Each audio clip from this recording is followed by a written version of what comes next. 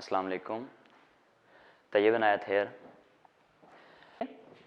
Okay, next आते हैं structure की तरफ।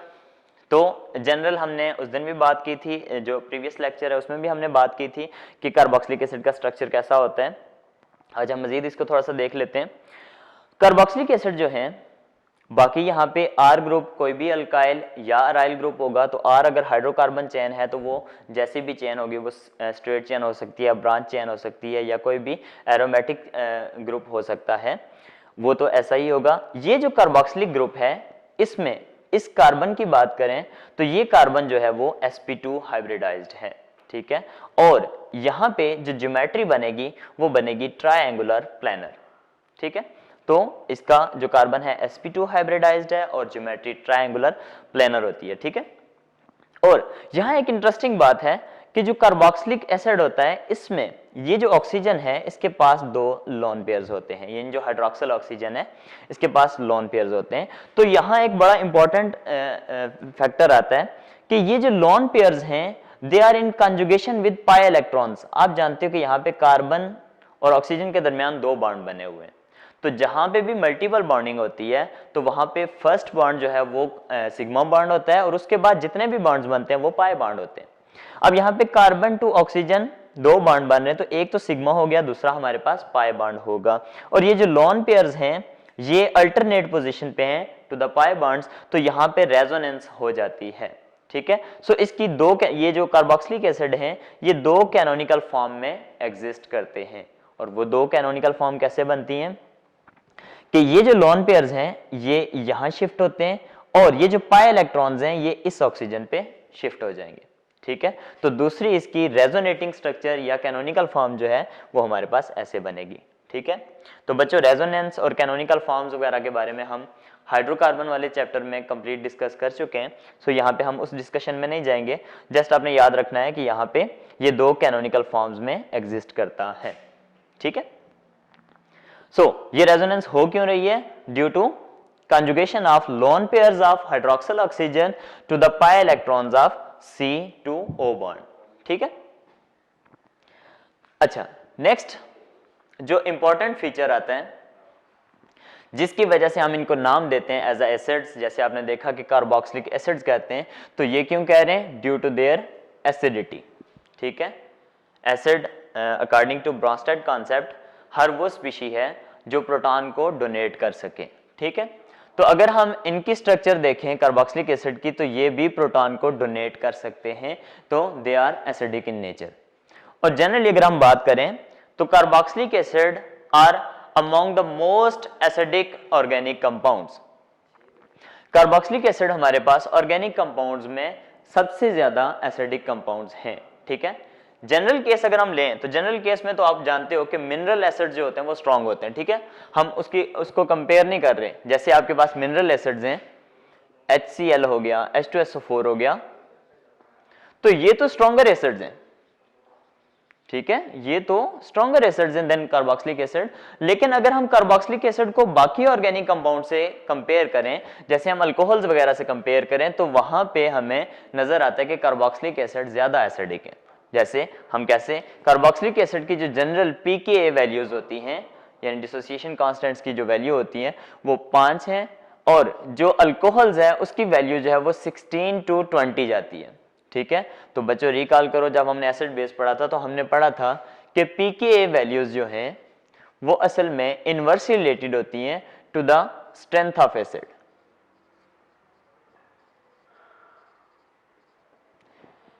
किसी भी एसिड की pKa वैल्यू जितनी ज्यादा होती जाएगी तो वो वीकर एसिड होता जाएगा। जैसे यहां पे हम देख लें तो अल्कोहल्स की जो pKa वैल्यू है वो है 16 to 20, जबकि कार्बोक्सिलिक एसिड्स की जो वैल्यू है वो 5 है, ठीक है। तो 5 या इससे लेस रहती है।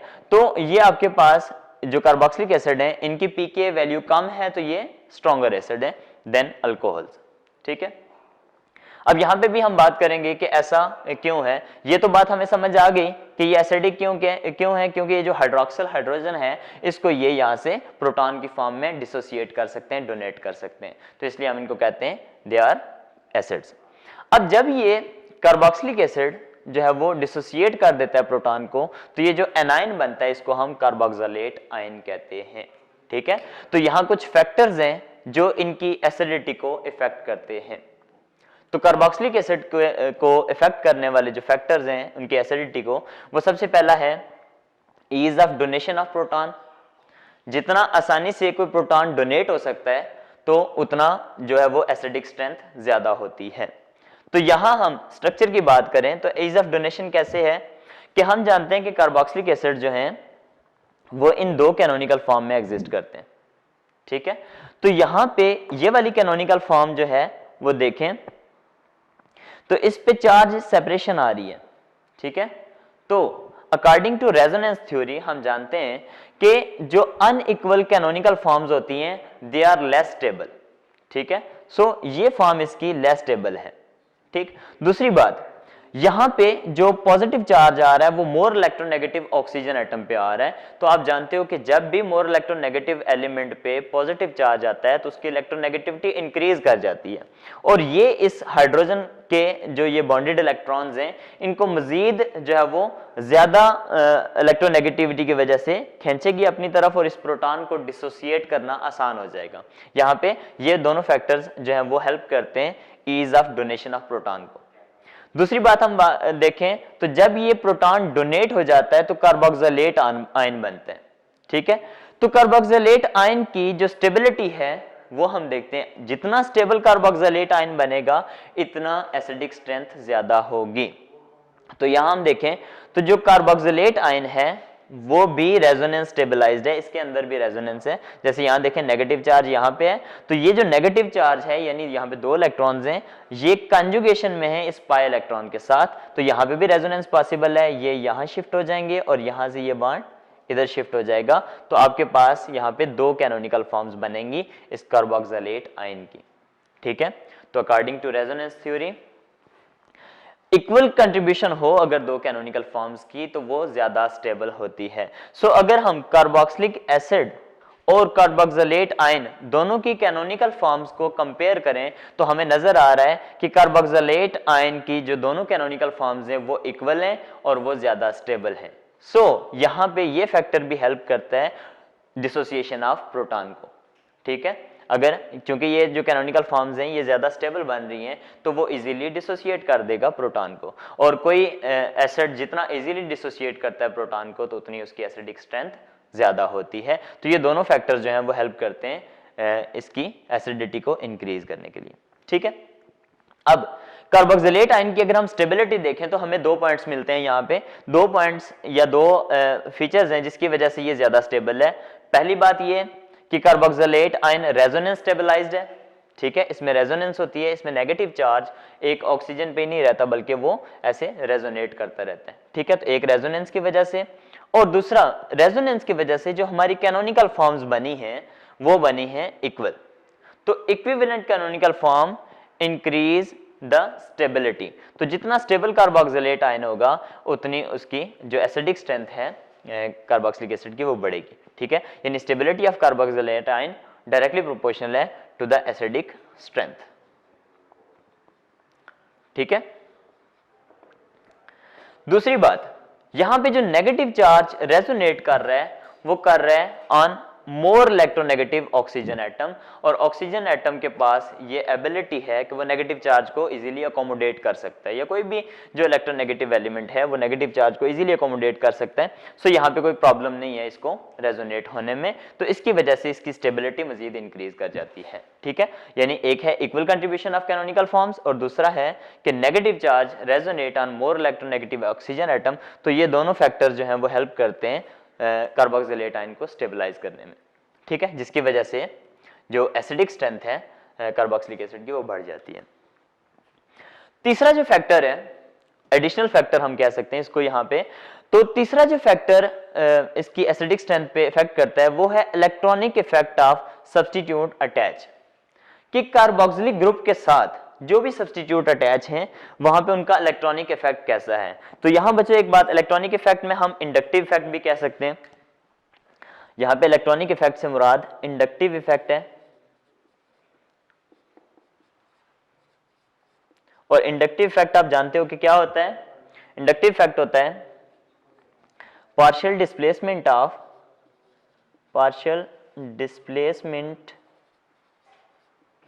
Of sigma electrons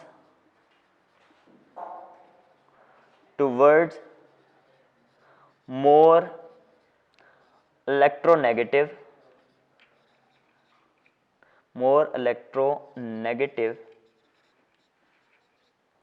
atom.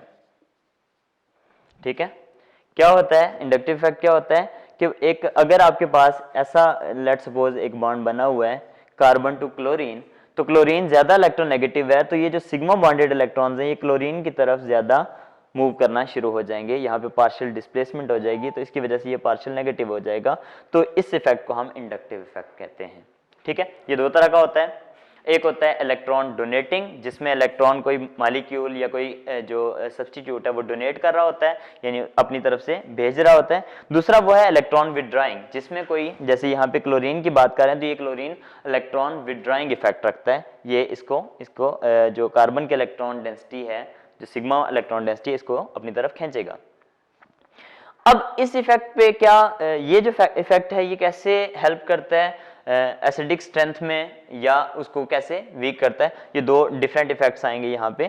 तो हमने देखना ये है कि कार्बोक्सिल ग्रुप के साथ जो एडिशनल ऐड होते हैं सब्स्टिट्यूट्स, उनसे क्या इफेक्ट आता है। तो यहाँ पे दो तरह का इफेक्ट हमें नजर आता है। एक आता है कि अगर वहां पे इलेक्ट्रॉन डोनेटिंग ग्रुप से अटैच हो, और अगर एक हो आपके पास इलेक्ट्रॉन विदड्राइंग हो। ठीक है, यहां पे हम बात कर लेते हैं इलेक्ट्रॉन विदड्राइंग ग्रुप्स।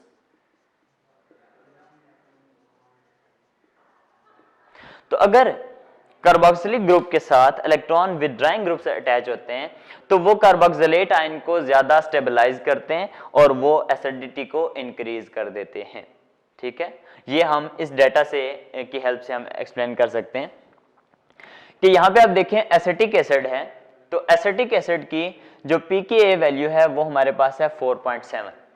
ठीक है, लेकिन यहां पे अगर हम कार्बोक्सिलिक ग्रुप के साथ ये जो अल्फा कार्बन है इसके साथ एक इलेक्ट्रॉन विदड्राइंग ग्रुप लगा दें, जैसे क्लोरीन लगा दें, तो क्या होगा, इसकी जो एसिडिक स्ट्रेंथ है वो क्या हो जाएगी, एसिडिक स्ट्रेंथ इंक्रीज कर जाएगी, और इसकी pKa वैल्यू देखें यहाँ पे 2.9 है। ठीक है, हमने अभी बात की कि pKa वैल्यू जितनी ज्यादा होती है इतना एसिड वीक होता है, और pKa वैल्यू जितनी कम होती जाती है इट मींस जो एसिड है वो स्ट्रॉन्ग होता रहता है। और ऐसा क्यों होता है, क्योंकि देखो जब ये यहाँ से प्रोटॉन को डिसोसिएट कर देगा, कार्बोक्सिलेट आयन में कन्वर्ट हो जाएगा, तो यहाँ नेगेटिव चार्ज आ जाएगा। अब क्लोरीन का जो इफेक्ट है वो इलेक्ट्रॉन विदड्राइंग इफेक्ट है, तो ये इस सिग्मा इलेक्ट्रॉन डेंसिटी को अपनी तरफ खींचेगा। ठीक है, ये इसको खींचेगा तो ये इलेक्ट्रॉन डेंसिटी इसकी तरफ खींचेगी, और ये जो नेगेटिव चार्ज है ये यहां से डिस्पर्स हो जाएगा। ठीक है, तो डिस्पर्स होगा तो इससे क्या होगा, स्टेबिलिटी ऑफ कार्बोक्सिलेट आयन बढ़ेगी, और हम जानते हैं स्टेबिलिटी ऑफ कार्बोक्सिलेट आयन बढ़ती है तो एसिडिक स्ट्रेंथ इंक्रीज हो जाती है। ठीक है, सो यहां पे पहला फीचर ये होगा कि जैसे देखें हम ये कह सकते हैं कि acetic acid is less stronger than chloroacetic acid, या chloroacetic acid is more acidic than acetic acid. ठीक है, एक ये बात कि अगर आप ये बात बच्चों याद रखिएगा, ये इफेक्ट ज्यादा प्रोनाउंस्ड होता है अगर आपके जो कार्बोक्सिलिक ग्रुप है उसके साथ जो कार्बन है, यानी जो अल्फा कार्बन है, उस पे इलेक्ट्रॉन विदड्राइंग ग्रुप जो है वो अटैच करें। दूसरी बात, जितने number of electron withdrawing groups आप ऐड करते जाएंगे तो उतनी उसकी जो एसिडिक स्ट्रेंथ है वो मजीद इंक्रीज करती जाएगी। जैसे देखें एक क्लोरीन अटैच है, यानी आपके पास क्लोरोएसिटिक एसिड है, तो आपकी जो pKa वैल्यू है 2.9 है। अगर आप ट्राइक्लोरोएसिटिक एसिड की बात करते हैं तो यहां देखें pKa वैल्यू लेस होकर 0.9 तक आ जाती है, और हम जानते हैं कि जितनी pKa वैल्यू लेस होगी एसिड इतना स्ट्रॉन्गर होगा। ठीक है, तो इलेक्ट्रॉन विदड्राइंग ग्रुप अगर हम अटैच करते हैं अल्फा कार्बन पे तो एसिडिक स्ट्रेंथ क्या होती है, इंक्रीज, और जितने इलेक्ट्रॉन विदड्राइंग ऐड करते जाएंगे तो एसिडिक स्ट्रेंथ मजीद इंक्रीज करती जाएगी। ठीक है, दूसरे नंबर पे अगर हम देखें तो जो इलेक्ट्रॉन डोनेटिंग इफेक्ट है ग्रुप्स का, अगर हम ऐसे ग्रुप्स ऐड कर देते हैं जो इलेक्ट्रॉन डोनेटिंग इंडक्टिव इफेक्ट रखते हैं, जैसे हमने बात की अभी कि जो इंडक्टिव इफेक्ट है वो दो तरह का है, तो अगर इलेक्ट्रॉन डोनेटिंग मींस वो इलेक्ट्रॉन को डोनेट करते हैं या सिग्मा इलेक्ट्रॉन डेंसिटी को पुश करते हैं दूसरे एटम की तरफ, तो फिर इफेक्ट कैसे आता है, तो उसका हम इस डाटा से एनालाइज कर सकते हैं। हमें फॉर्मिक एसिड की हम जो है वो पीके वैल्यू देखते हैं तो वो 3.75 है, ठीक है। और अगर हम एसिटिक एसिड की देखते हैं तो यहां पे 4.75 है। अब होता क्या है, फॉर्मिक एसिड के साथ यहां पे कोई भी इलेक्ट्रॉन डोनेटिंग ग्रुप नहीं है, जबकि एसिटिक एसिड में कार्बोक्सिलिक ग्रुप के साथ यहां पे मिथाइल ग्रुप है जो कि इलेक्ट्रॉन डोनेटिंग ग्रुप है, ठीक है। ये इलेक्ट्रॉन डोनेटिंग ग्रुप है, तो ये क्या करेगा, ये पुश करेगा इन सिग्मा इलेक्ट्रॉन्स को इस तरफ और इसकी वजह से यहाँ पे कार्बोक्सिलेट आयन की तरफ। तो कार्बोक्सिलेट आयन जो यहाँ पे नेगेटिव चार्ज होगा वो यहाँ पे इंटेंसिफाई हो जाएगा, इसी अपनी जगह पे ही रहेगा, डीलोकलाइज नहीं हो सकेगा इजीली, और इस तरह से इसकी जो स्टेबिलिटी है वो डिक्रीज करेगी। और हम जानते हैं जितनी stability of carboxylate ion decrease करेगी उतनी एसिडिक स्ट्रेंथ भी डिक्रीज करेगी, ठीक है। और इसी तरह से अगर हम जो इलेक्ट्रॉन डोनेटिंग ग्रुप्स हैं उनके नंबर्स को बढ़ा दें, जैसे हम यहाँ पे ट्राइमिथाइल एसिटिक एसिड ले लें तो उसकी जो पीके वैल्यू है वो मजीद यहाँ पे इंक्रीज कर जाती है, ठीक है। तो पीके वैल्यू इंक्रीज करने का मतलब है एसिडिक स्ट्रेंथ भी क्या होगी, डिक्रीज करेगी, ठीक है। समझ आ गई बात। तो लेकिन हाँ बच्चों, यहाँ पे जो इलेक्ट्रॉन विड्राइंग इफेक्ट है वो ज्यादा हमें देखने को मिलता है, जबकि जो इलेक्ट्रॉन डोनेटिंग इफेक्ट है वो इतना प्रोनाउंस्ड नहीं होता। जैसे आप देख रहे हैं कि यहाँ पे पीके वैल्यू में कोई इतना चेंज नहीं आ रहा जितना चेंज हमें यहाँ पे इलेक्ट्रॉन विड्राइंग ग्रुप्स में नजर आया, ठीक है। सो बच्चों, आज की जो हमारी सारी डिस्कशन थी वो थी about physical properties of carboxylic acid. यहाँ पे 2-3 बातें आपने याद रखनी है। सबसे पहली बात कि कार्बोक्सिलिक एसिड के अंदर 2 इंटरमॉलिक्यूलर फोर्सेस ऑपरेट करती हैं, एक हाइड्रोजन बॉन्डिंग और एक van der Waals forces. Van der Waals forces हैं हाइड्रोकार्बन चेन के अंदर और हाइड्रोजन बॉन्डिंग है कार्बोक्सिलिक ग्रुप की वजह से, ठीक है। सो हम क्या कह सकते हैं, लोअर कार्बोक्सिलिक एसिड जो हैं उनमें जो इफेक्टिव होगी वो हाइड्रोजन बॉन्डिंग होगी, और जो हायर कार्बोक्सिलिक एसिड जिनमें कार्बन चेन बढ़ जाती है तो वहां पे इफेक्टिव होगी वैन डर वाल्स फोर्सेस। और जब van der Waals forces effective होंगी तो carboxylic acid hydrocarbon like behaviour show करेंगे। जैसे हाइड्रोकार्बन वाटर के अंदर सॉल्युबल नहीं है, ऐसे ही हायर कार्बोक्सिलिक एसिड भी वाटर के अंदर सॉल्युबल नहीं है, एंड सो ऑन, ठीक है। दूसरा, हाइड्रोजन बॉन्डिंग की वजह से जो फैक्टर्स हमें देखने को मिलते हैं, जो इफेक्ट्स हमें देखने को मिलते हैं, वो ये है कि हाइड्रोजन बॉन्डिंग की वजह से ये हमें लिक्विड फॉर्म में मिलते हैं, डायमर फॉर्मेशन करते हैं, इनका मेल्टिंग और बॉइलिंग पॉइंट हाई होता है और इनकी सोल्युबिलिटी भी एक्वस मीडिया के अंदर यानी वाटर के अंदर ज्यादा होती है। तीसरी बात, इनकी जो एसिडिक स्ट्रेंथ है। तो एसिडिक स्ट्रेंथ में सिंपल आपने ये देखना है कि रेजोनेंस की वजह से कार्बोक्सिलेट आयन ज्यादा स्टेबल होता है, जिसकी वजह से इसकी एसिडिक स्ट्रेंथ ज्यादा होती है। दूसरी बात कि अगर आपके पास जितना आसानी से डिसोसिएट हो सकता है प्रोटॉन उतनी एसिडिक स्ट्रेंथ बढ़ती है। अब जो अल्फा कार्बन पे ग्रुप्स अटैच हैं वो या तो एसिडिक स्ट्रेंथ को इंक्रीज करेंगे या डिक्रीज करेंगे, ये डिपेंड करता है कि उनका इफेक्ट कैसे होगा। अगर वो इलेक्ट्रॉन विड्राइंग इफेक्ट रखते हैं तो वो कार्बोक्सिलिक एसिड की एसिडिटी को इंक्रीज कर देते हैं, और अगर जो अल्फा कार्बन पे ग्रुप्स अटैच हैं वो इलेक्ट्रॉन डोनेटिंग इफेक्ट रखते हैं तो वो कार्बोक्सिलिक एसिड की एसिडिक स्ट्रेंथ को कम करेंगे। वमा अलैना इल्लल बलाग।